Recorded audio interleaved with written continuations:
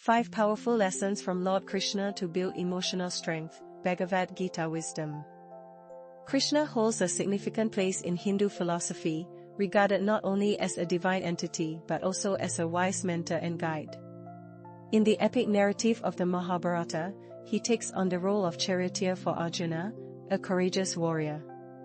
As Arjuna prepares to engage in battle on the battlefield of Kurukshetra, he finds himself grappling with a profound existential crisis. He is engulfed in doubts and uncertainties regarding his responsibilities, particularly because he is about to confront his own family, teachers, and friends. This immense weight of sorrow and compassion leads him to question the righteousness of the war and whether he should participate in it at all. During this challenging moment, Krishna intervenes to assist Arjuna. He is not merely a divine figure, he embodies the role of a compassionate mentor who comprehends Arjuna's internal turmoil. Krishna recognizes that Arjuna's struggle mirrors the challenges we all face in our lives. Through the teachings found in the Bhagavad Gita, he imparts wisdom that transcends the battlefield, addressing fundamental concepts such as duty, action without attachment, and the significance of devotion. The Bhagavad Gita is the 700-verse Hindu scripture that is part of the Indian epic, the Mahabharata. It narrates a profound dialogue between Arjuna and Krishna just before the onset of battle. In this exchange, Krishna conveys essential spiritual insights and guidance to help Arjuna navigate his inner conflicts and uncertainties about engaging in warfare. It is crucial to understand that the Bhagavad Gita does not advocate for actual warfare or physical confrontations. Rather, it employs the battlefield as a metaphor for the internal struggles against ignorance and moral dilemmas that we all encounter. Much like Arjuna, we all face conflicts and difficult choices in our lives. The wisdom Krishna shares with Arjuna is applicable to all of us. In this discussion, we will explore how we can apply Krishna's teachings from the Bhagavad Gita to cultivate emotional resilience. Firstly, embrace your Dharma. Krishna emphasizes the importance of fulfilling your duties, stating that action is indeed preferable to inaction. In Krishna's philosophy, Dharma represents the concept of duty and living in accordance with the universal laws. It involves doing what is morally right, even when faced with challenges. Arjuna, one of the most formidable warriors, stands on the verge of battle, overwhelmed by grief and uncertainty. He is not merely confronting any adversary, he is about to fight against his own family and friends, people he deeply cares for. As he surveys the battlefield, he is filled with heartbreak, reluctant to engage in combat against those closest to him. However, Krishna steps in to provide a transformative perspective. He reminds Arjuna that his Dharma as a warrior transcends his personal emotions. It is about fighting for justice and righteousness, even amidst profound emotional turmoil. While Arjuna's mind is clouded by his feelings, Krishna encourages him to rise above those emotions, to act not out of fear or attachment, but from a deeper sense of purpose. Thus, emotional strength is not about suppressing our feelings, rather, it is about ensuring that our emotions do not dictate our actions. It is about making the right choices, even when they are difficult. Dharma, as Krishna elucidates, varies for each individual and is closely linked to our roles and responsibilities in life. For parents, it entails nurturing their children, instilling values, and creating a loving and stable environment.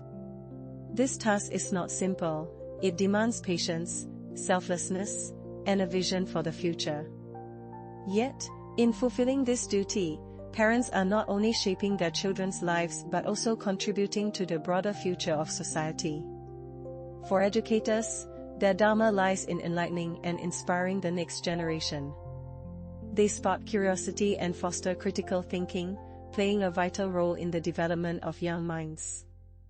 When we think about the roles people play in society, we realize how essential each one is to creating a better world. Whether someone is a parent, teacher, soldier, or even a farmer or judge, their contributions are vital to shaping a society that thrives on truth, justice, and harmony. For example, teachers don't just educate, They inspire critical thinking and help cultivate responsible, thoughtful individuals who can lead humanity forward. Their work forms the foundation of a well-functioning society. On the other hand, soldiers have a particularly demanding role. Their duty, or Dharma as is often called, involves protecting the nation by standing on the front lines, sometimes at great personal risk.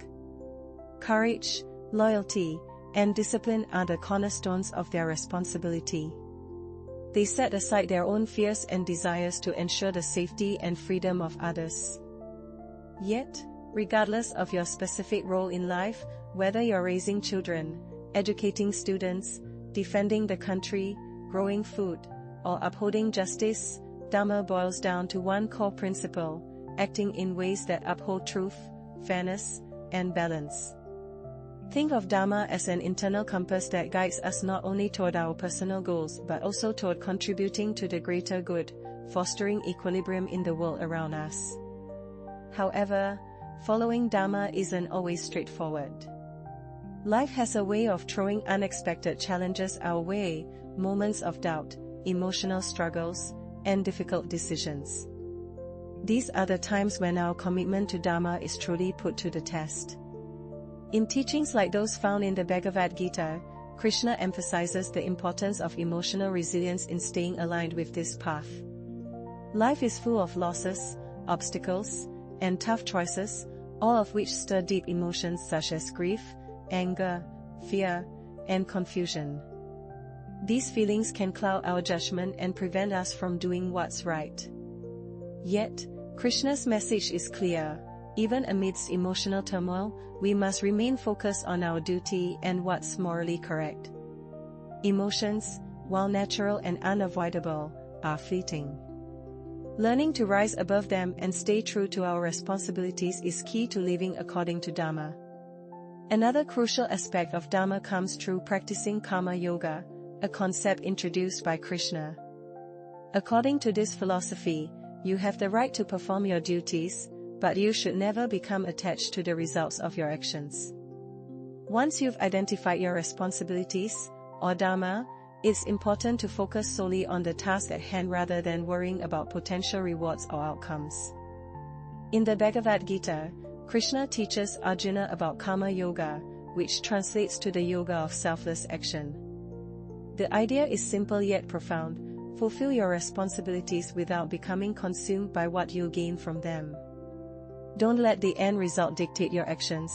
Instead, concentrate on the process itself. When we adopt this selfless mindset, we maintain inner calm and steadiness, unaffected by success or failure. This approach aligns with broader Hindu philosophical ideas about karma. In this context, karma refers to the energy generated by every thought, intention, and action, which eventually returns to us.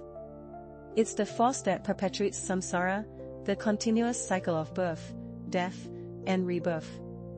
Every time we act out of selfish motives, we create karma that binds us to this cycle. The more desires we harbor, the more actions we take to satisfy those desires, trapping us in repetitive patterns. Consider this scenario: imagine someone working tirelessly for promotions and raises. At first glance, striving for professional growth might seem admirable. But if this pursuit turns into an obsession, stress accumulates, and satisfaction remains elusive. With each achievement, a new desire emerges, replacing the old one. This is how karma operates. It keeps us entangled in a constant state of yearning and effort, leaving us perpetually unfulfilled. However, there's a transformative aspect to karma yoga.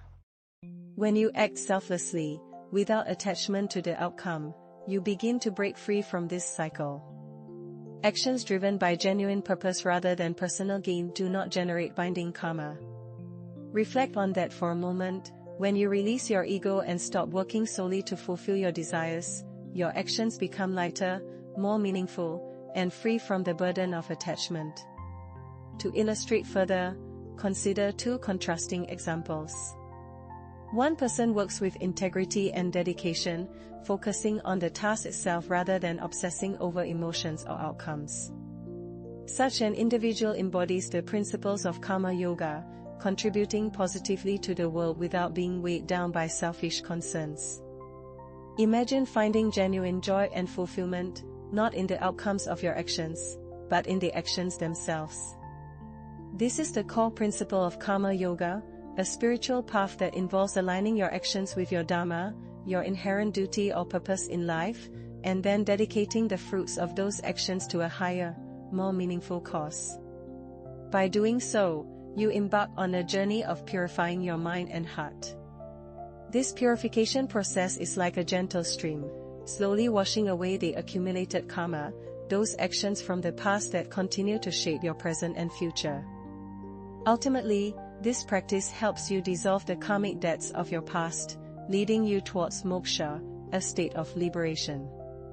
Moksha is freedom from the relentless cycle of birth, death, and rebirth, a state where the soul is no longer tethered by the chains of karma and can finally unite with the divine, the ultimate source of all existence. But let's bring this profound concept down to earth and explore how we can integrate karma yoga into our everyday lives. It begins with cultivating a selfless attitude in everything we do.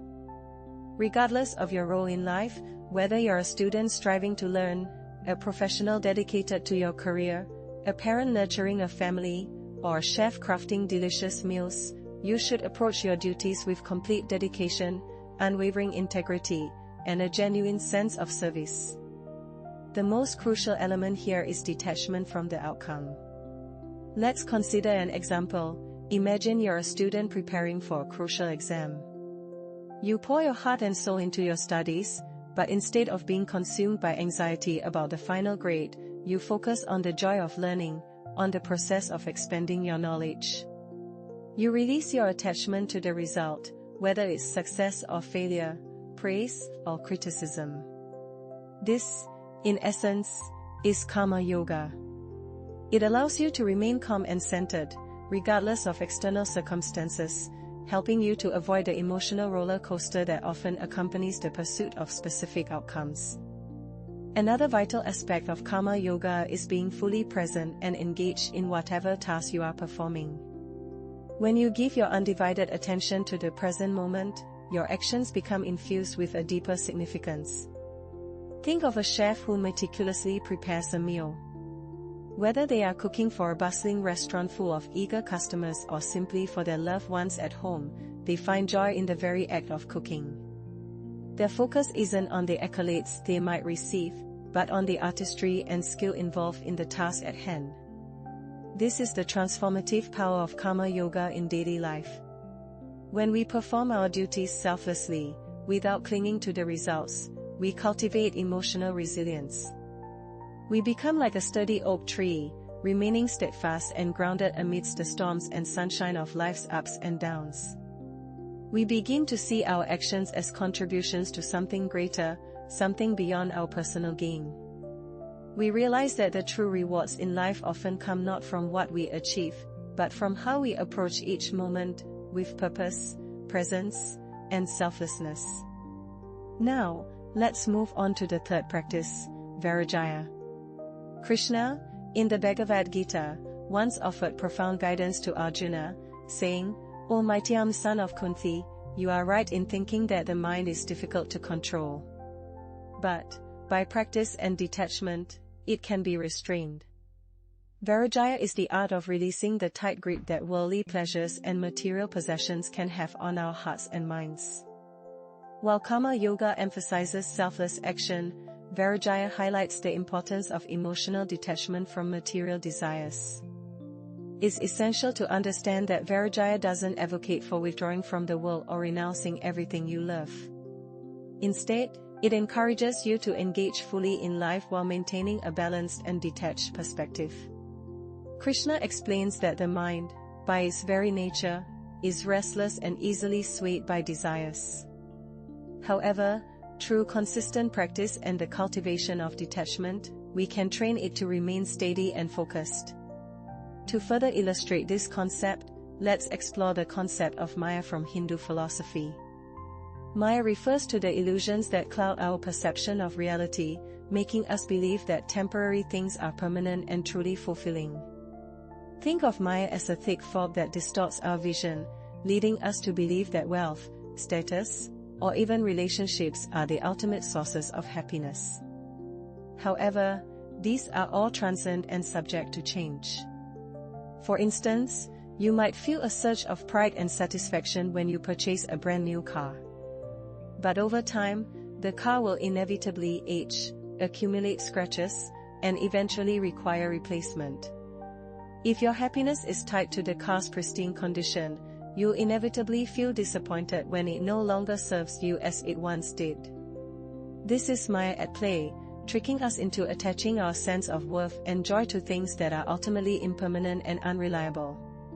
Practicing true detachment helps us step out of the illusion that our happiness depends on things that come and go.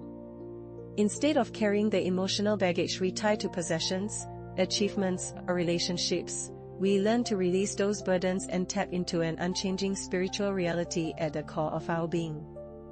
In Hindu philosophy, this path unfolds in 4 stages, each building on the last. 1. Yatmana. In this first phase, we begin to notice how fleeting and impermanent the world around us really is. Maybe we decide to simplify our daily routine, let go of superfluous comforts, or spend more time in quiet reflection. The goal is to see that peace can be found inside, not in accumulating more things. 2. Vedka. Here we develop clearer vision about what truly matters. We start distinguishing between what brings lasting fulfillment, like honest relationships and personal growth, and the distractions that drain our energy. For example, we might limit our screen time or scale back on social engagements that feel hollow, choosing instead conversations that uplift and motivate. 3. Kendriya. At this stage our focus sharpens and our commitment deepens. We carve out regular time for meditation, prayer, or reading sacred texts, even when life gets busy. It's like setting aside a quiet corner of each day dedicated to nurturing our highest intentions. Over time, this practice strengthens our resolve and keeps us aligned with our spiritual goals. 4. Vesha. This is the highest level of detachment, where our senses and desires are no longer pulled by every passing mood or external event. Joy and sorrow visit, yet we remain balanced and centered, like a tree that sways in the wind but does not uproot. Whether success smiles on us or challenges arise, we stay grounded in inner calm. Putting it into practice. Detachment doesn't mean abandoning all of life's pleasures or becoming indifferent to the world. It means enjoying work, friendships, and hobbies without letting them define our inner peace. A practical first step is to stay fully present in whatever task you're doing, be it cooking a meal, listening to a friend, or writing an email, without worrying too much about the end result. Regularly pause to reflect. Are you getting overly attached to an outcome? Journaling or meditating for just 5 minutes a day can help you notice attachments early, so you can let go and realign with your deeper self. Beyond control, within peace. Ultimately, detachment invites us to engage in life wholeheartedly, while releasing the need to control every twist and turn. By doing so, we remain calm, resilient, and content, no matter what comes our way. Understanding your true self. As Krishna tells Arjuna in the Bhagavad Gita, the soul is neither born, nor does it ever die. It is eternal, beyond the physical body. This soul, or Atman, is our unchanging essence. While our bodies grow, age, and pass away, just like costumes in a play, the soul remains constant, carrying on through every scene. Krishna illustrates Atman's indestructibility with this image: weapons cannot cut it, fire cannot burn it, water cannot wet it, wind cannot dry it. Imagine a soap bubble floating away. The shell may pop, but the air inside simply disperses. Recognizing that our true self is beyond any harm brings a deep sense of security. Atman also helps us stay above life's dualities, pleasure and pain, success and failure, joy and sorrow. Just as the sky holds both sun and clouds without losing its vastness, our soul holds all experiences without ever being diminished. This realization calms our fears, softens our anxieties, and opens the door to genuine spiritual freedom. We recognize and connect with our true essence, understanding that our authentic self remains unaffected by the fluctuations of life. This realization empowers us to maintain a sense of calm and balance, regardless of the circumstances surrounding us. Picture it as a robust tree standing tall during a storm. Although the winds may howl and the rain may pour, the tree remains steadfast and unyielding. In a similar vein, when we align ourselves with our Atman, we cultivate emotional resilience and stability. This state of tranquility and equilibrium is referred to as equanimity. It signifies that we do not become excessively elated during moments of joy or overly disheartened during times of hardship. Instead, we sustain a consistent mindset and emotional state. This does not imply that we become devoid of feelings. Rather, it means we are not governed by them. We can relish happiness without becoming overly attached, and we can confront challenges without feeling overwhelmed. By connecting with our Atman, we enhance our self-awareness and mindfulness. Self-awareness involves recognizing our thoughts and emotions in the present moment, while mindfulness entails focusing on the here and now without passing judgment. Together, these practices enable us to gain deeper insights into ourselves and make thoughtful, deliberate choices rather than merely reacting impulsively. For instance, if you find yourself feeling angry about a situation, mindfulness allows you to acknowledge that anger and explore its underlying causes. This awareness gives you the opportunity to respond with composure and wisdom, leading to better outcomes and preventing further complications. Krishna imparts that ignorance of the Atman, being unaware of our true self, is a significant source of our suffering. It can be likened to wandering in a vast city without a map. The confusion and frustration stem from not knowing your location or direction. Similarly, a lack of understanding of our true identity can leave us feeling lost and discontented. However, once we uncover the essence of our Atman, we experience clarity and joy. This bliss has always resided within us, merely waiting to be unveiled. To genuinely comprehend and realize the Atman, engaging in the practice of Jnana Yoga is crucial. According to Krishna, Jnana Yoga is the pursuit of knowledge that distinguishes between the Atman, our eternal soul and true self, and the transcendent material world. This discernment enables us to look beyond superficial appearances and grasp the profound truths of existence. Jnana Yoga encompasses three fundamental practices: Shravan, which means listening; Manana, which refers to reflecting; and Nididhyasana, which signifies deep meditation. By immersing ourselves in spiritual teachings, contemplating their significance, and meditating on these truths, we can cultivate a clear and focused mind. This clarity empowers us to differentiate between what is real and enduring versus what is temporary and illusory. Practically speaking, Jnana Yoga promotes lifelong learning, whether through sacred texts, philosophical inquiry, or guidance from wise mentors. Critical thinking plays a vital role in challenging assumptions and making well-informed decisions, free from the sway of fleeting emotions or external influences. Reflecting on past experiences also fosters wisdom, helping us avoid repeating previous mistakes. Through Jnana Yoga, we come to understand the essence of our true self and learn to discern between the permanent and the ephemeral.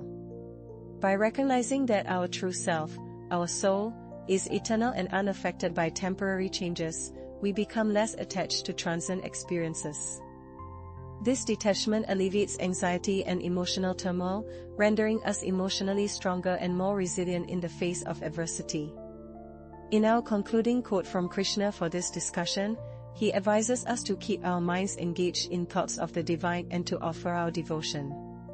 Krishna, in his teachings to Arjuna, introduces the concept of Bhakti Yoga, a practice that fosters both spiritual growth and emotional resilience. Bhakti Yoga is essentially about directing our thoughts, actions, and emotions towards a higher power, whether it's a deity or a personal God we deeply connect with. For Arjuna, this higher power is Krishna himself. One of the remarkable aspects of Bhakti Yoga is its ability to elevate us above our ego. The ego often leads us to focus on our own desires and importance, resulting in stress and conflicts. When we're consumed by our own problems, we feel isolated and dissatisfied, especially when things don't go our way. However, by shifting our attention to the divine, we break free from these self-centered thoughts and connect with a greater reality.